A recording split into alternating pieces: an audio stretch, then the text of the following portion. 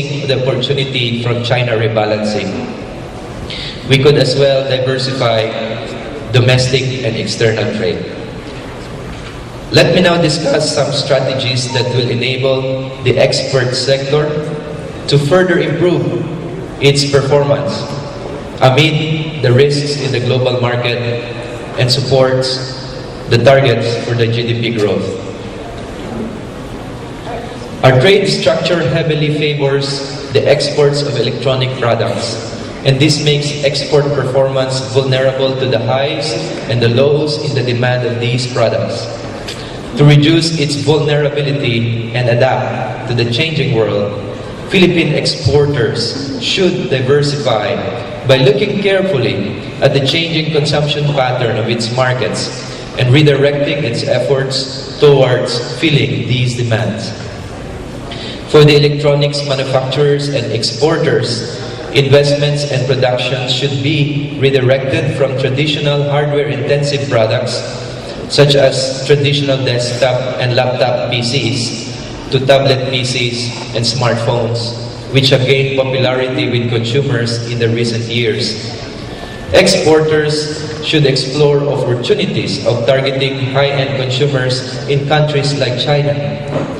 As we mentioned, China is on its way with its efforts to rebalance its economy to be more consumption-based and imports-based and less exports and investment-based.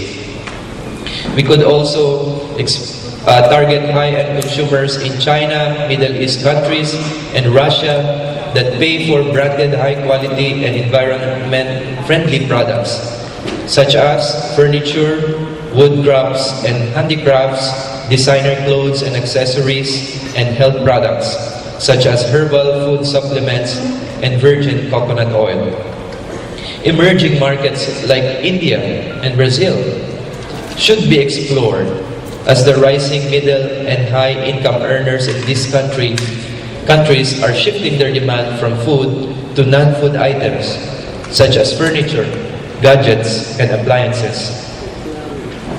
The necessary policy, financial, and technical support should be extended to medium-scale industries, MSMEs, and exporters to improve their products' viability and visibility in the international market. Investing in other export products such as the one-town one product, halal and kosher products can contribute to increasing Philippine exports to other markets abroad. Auto products can use indigenous materials and highlight Filipino creativity, can be well received in other countries that value sustainable production techniques. Wider support in terms of financing, manufacturing techniques, packaging, marketing, promotion, and business matching should be extended to the auto program for these products to gain ground in the international market. The production and export of halal and kosher products also has a potential to become a major contributor to Philippine exports. The Philippine Export Development Plan, or PEDP, estimates that market for these products is over $600 billion around the world. The establishment of the Philippine Halal Certification Body should be accelerated to enable the Philippines to take advantage of export opportunities in other countries like ASEAN and the Middle East.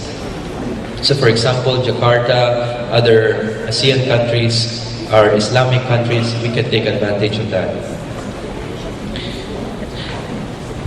Philippine exporters should also pursue partnerships to boost production and demand for Philippine-made products. We need to introduce and increase the visibility of quality and high-value Philippine-made products in high-growth emerging markets by efforts such as participating in major international trade events held abroad or locally, launching high-impact and high-level inbound fairs and missions in the Philippines, encouraging Philippine investors who have established presence in other countries, such as SM malls in China, to promote Philippine-made products. Philippine exporters should continue to be capacitated in terms of how to do business in other markets and maximize the opportunities offered by free trade agreements where the country is a signatory. Filipino exporters could also explore cross-partnerships with other sectors to showcase Philippine-made products. For instance, Philippine home-style and furniture producers may provide furnishings and furniture to international hotel chains and foreign residences. Just 2 more slides and I will conclude. The country could be established as a production hub for certain products such as motor vehicles. Filipino companies may explore partnerships with foreign companies to bring in more investments that would increase local production capability. Measures to further enhance production capability and add more value to production should also be explored. The government should encourage foreign and local investments to support the growth of the key sectors to enable them to move up the value chain. Collaboration between industry clusters and R&D institutions would be important in their technological development and advancement into higher value-adding activities.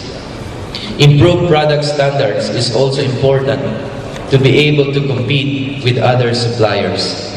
Quality and reliability should be words that are synonymous to a Filipino product.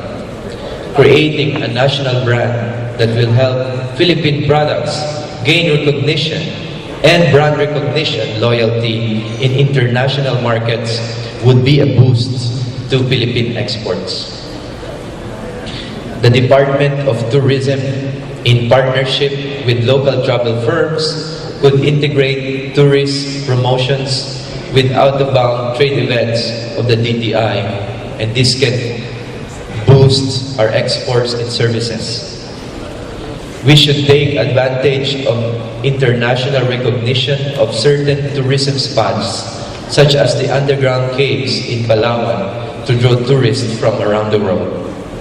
Tourism packages should capture the middle and high-income earners by emphasizing a complete Philippine experience and highlight culture, food, and natural spots. There is also potential in the development of competitive medical tourism packages. As we mentioned, the rebalancing of the China economy for more support to the consumers and health pensions to age-old health pensions and more focus on social protection and health can provide for us an opportunity for medical tourism and tourism. Providing health insurance portability where benefits can be availed in healthcare providers in another country could also be explored. This ends my presentation. We look forward to the support of our private sector development partners like you, now and in the future, in the government's efforts to achieve its vision